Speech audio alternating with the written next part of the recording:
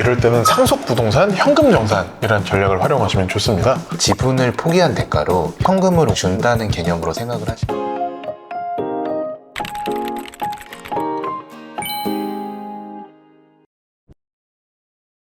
네, 상속의 모든 것 김영석 세무사입니다. 네, 안녕하세요. 정지윤 세무사입니다. 네, 저희가 이제 업무를 하다 보면 그 상속 재산 중에 네. 부동산이 대부분이고 현금성 재산은 별로 없는 경우가 있어요. 사실 꽤 많죠, 이런 경우가. 네, 그러면 이런 경우에 공평하게 분할을 할 때 공동명의로 하는 것밖에 없다라고 생각을 많이들 하시거든요. 네네. 네, 이제 공동명의를 하지 않고도 네. 이걸 좀 공평하게 나눠 가질 수 있는 방법이 있어서 이걸 오늘 좀 저희가 얘기를 해보려고 합니다. 네. 예, 그래서 저희가 실제 상담 사례를 좀 극단적으로 재구성한 사례를 가지고 와봤는데요. 만약에 상속 재산이 부동산 한 채만 딱 있고 네. 다른 재산은 전혀 없다는 가정하에 네. 이거를 어떻게 나누면 좋을까에 대해서 얘기를 해보려고 합니다. 예. 여기 나와 있는 그림처럼 이 부동산을 이렇게 쪼개서 가져갈 수는 없으니까 예. 이거를 뭐 공동명의로 등기를 하거나 네. 아니면 다른 방법을 사용할 수밖에 없는데 네. 그거에 대해서 좀 얘기를 나눠보겠습니다. 예. 자, 그리고 실제 사례니까 네네. 저희가 좀 각색을 해보겠습니다. 세무사님, 저희는 부모님이 남기신 재산이 아파트 한 채밖에 없습니다. 이 아파트를 저희 3남매가 어떻게 나누면 좋을까요? 네네. 정말 상담하다 보면 제일 많은 사례잖아요. 네네. 자, 그러면 어떻게 하는 게 좋을지 보면 저희는 우선은 가장 깔끔한 거는 네네. 공동명의로 상속을 받는 거죠. 네. 그래서 각 상속인별로 네. 등기를 하는 것이고 네. 요거는 3분의 1씩 상속을 네. 받습니다. 상속인이 세 분이니까 그냥 네. 똑같이 공평하게 3분의 1씩 상속받는 게 네. 가장 일반적인 방법이죠. 네네. 자, 그러면 이제 세무사님 말씀하신 대로 공동명의로 깔끔하게 나눌 수는 있는데 네. 나중에 좀 불편할 수 있지 않을까요? 네. 당연히 불편할 수 있겠죠. 네. 공동명의로 나눴을 때 불편한 점이 생각보다는 많아요. 그래서 네. 그 내용들을 저희가 한번 정리를 해봤는데 네.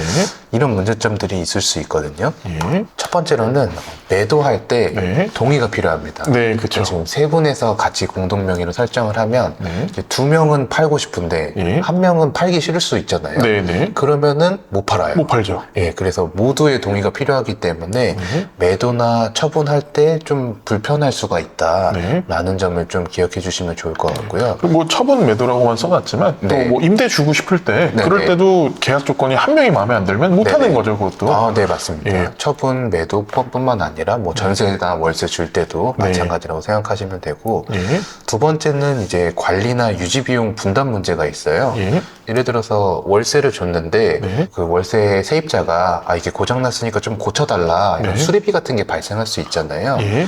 그러면은 이제 세 명에서 공동으로 부담을 해야 되는데 네. 공동으로 매번 이렇게 모아가지고 각출해서 예. 지출을 해야 되니까 네. 이 분담 문제를 어떻게 할지에 대해서 좀 고민이 있을 수 있을 예. 것 같고요. 한 명이 뭐 독박으로 낼 수는 없으니까 네. 한 명이 내고 다른 사람한테 청구를 한다든지 이런 네. 문제가 있어서 이런 게 좀 불편할 수는 있을 것 같아요. 그리고 그 과정에서 상속인분들끼리 좀 관계가 안 좋아지는 경우도 몇 번은 네네. 봤습니다. 네네. 매번 내가 내는데 네. 너도 좀 더 내야 되는 거 아니냐? 그렇죠. 아니면 너 예. 관리를 대충 하는 거 아니냐? 네네. 이런 이슈가 있긴 하더라고요. 네네. 네. 그래서 그런 문제도 있을 수 있고 네. 세 번째로는 이제 향후 2차 상속 문제입니다. 네. 그러니까 지금은 이제 형제자매가 받은 거잖아요. 삼남매가 받았으니까. 네. 근데 이 삼남매 중에 한 명이 사망했을 때 예. 이분의 이제 자녀분들이나 이분의 배우자분들이 상속을 받게 될 텐데 그러면 공동명의가 세 명이 아니라 뭐 5명, 6명 여섯 이렇게 명. 늘어날 그렇죠. 수가 있는 거거든요. 네. 그러면 이 6명에서 다 동의를 해야만 팔 수가 예. 있고 6명에서 뭐 관리 유지 비용 분담 문제를 해결을 해야 되니까 예. 점점 더 복잡해질 수가 있어요. 그러니까 이해관계인이 점점 많아질 수밖에 없는 구조죠. 네네네. 그러다 보니 점점 아까 이전에 말씀드린 1번, 2번 네네. 처분 매도도 힘들어지시고 네네. 관리 유지 비용 분담 문제도 점점 불거질 수밖에 없죠. 네네. 예. 그리고 마지막으로는 임대 수익 분배 관련해서도 갈등이 네네. 있을 수 있어요. 네. 당연히 3분의 1씩 가져가는 게 공평해 보이겠지만 누군가는 내가 좀 더 관리나 유지를 열심히 했으니 네. 조금 더 가져가고 싶어라는 의견을 피력하는 경우도 있잖아요. 네네. 그래서 아무래도 여러 가지 면모를 봤을 때 공동명의로 하면 불편한 점은 분명히 있습니다. 네. 당연히 뭐 깔끔하게 나누니까 좋기는 한데 불편한 점도 있다라고 네. 생각을 해주시면 좋을 것 같아요. 네. 그러면 상속인분은 이제 이런 불편점이 있다는 걸 인지를 하셨어요. 네네. 그러면 공동명의를 하지 않으면서도 형제들끼리 좀 공평하게 나눠 가질 수 수 있는 건 없는지 이렇게 네네. 물어보시게 되죠. 네. 그래서 이제 저희가 좀 솔루션을 준비해봤습니다. 네, 그러면 이럴 때는 상속부동산 현금정산이라는 전략을 활용하시면 좋습니다. 뭐 이게 워딩이 공식적인 거는 아니다 보니까 네. 많이 알려져 있는 내용은 아니긴 한데요. 네. 그래서 저희가 예를 들면서 좀 설명을 해드리면 좋을 것 같아요. 네. 예를 들어서 상속부동산이 15억짜리라고 하면 네. 이 상속인 A, B, C가 각자 받아야 할 몫은 3분의 1씩이라고 따지면 5억, 5억, 5억 이렇게 되거든요. 네.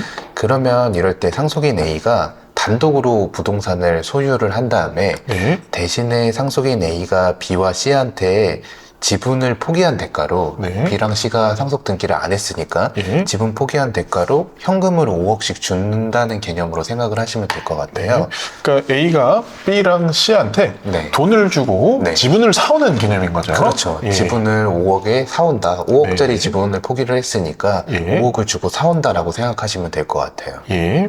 자, 그러면 상속인분들이 궁금해 할 만한 부분이 있죠. 네네. 아니, 저렇게 큰 돈이 네. 오고 가는데, 이거는 증여로 안 보나요? 5억씩 한 번에 5억씩 일치가 주니까? 되니까. 예. 자, 근데 이거는 증여로 보지는 않죠. 네네. 예.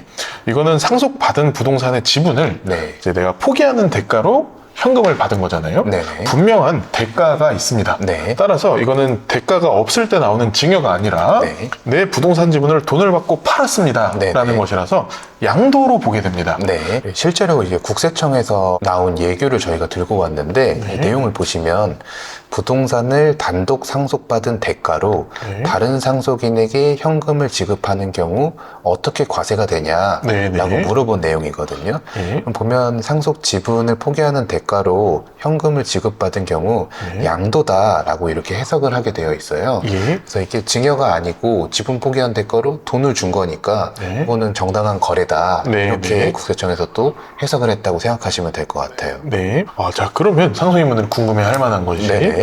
증여가 아니라는 건 이해했습니다. 네네. 근데 이러면 양도세가 나오는 거 아닌가요? 양도라고 또 물어보게 되죠. 했으니까. 양도라고 예. 또 나와 있잖아요. 네네. 예. 근데 그렇지는 않죠. 네네. 그래서 상속 부동산을 포기한 지분에 대한 가치랑 네네. 그 가치랑 정확히 일치한 금액을 현금으로 주고 받는 것이다 보니까 네네. 이거는 양도세가 발생하지가 않죠. 네. 그럼 잠깐 아까 예시로 돌아가서 설명드리면 이해가 조금 더 쉬울 것 같은데 예.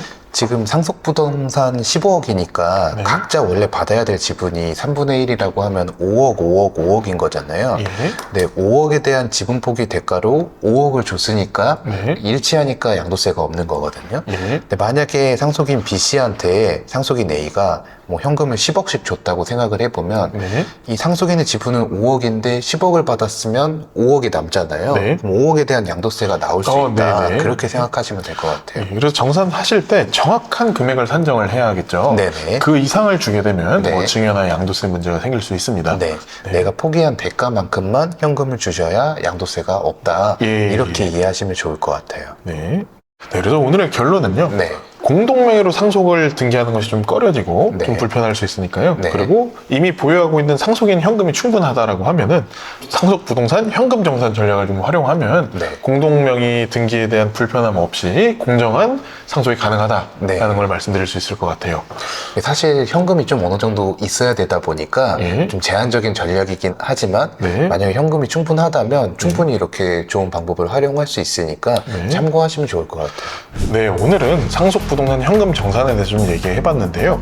가지고 계신 현금 여력이 좀 되신다라고 하면 상속 부동산 현금 정산 전략을 활용하셔서 상속세 신고 진행하시면 좋을 것 같습니다.